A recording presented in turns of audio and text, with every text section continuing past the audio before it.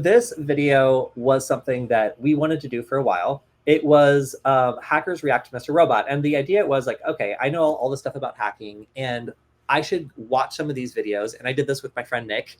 And we should watch like Mr. Robot and we should talk about like how realistic this is based on our experience. Now we've been to a bunch of like hacker conferences, and Nick, for example, also has a lot of experience with like engineering and hacking and stuff like that. So when we did this episode, we thought it would be fun.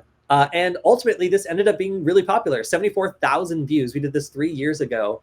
I thought that it was a good way to kind of highlight some inaccuracies or some ways that like this would work in the real world, especially around like Wi-Fi stuff. And it ended up being very popular. It also ended up being a huge headache and got me in so much trouble. So I'll explain why.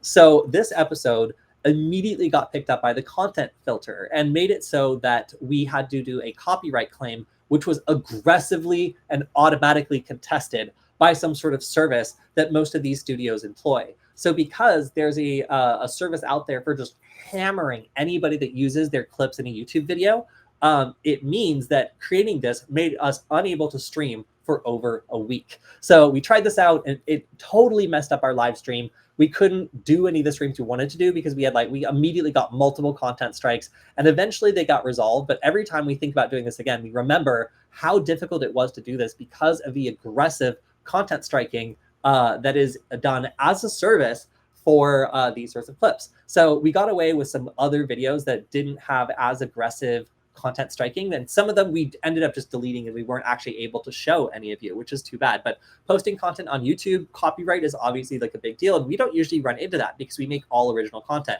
But the one time we try to be fun and like cover some Mr. Robot stuff was also the one time that we got in pretty serious trouble with our streaming platform and then had to chill things out a little bit before we were able to stream again. So that's why you might not see us doing as many of these.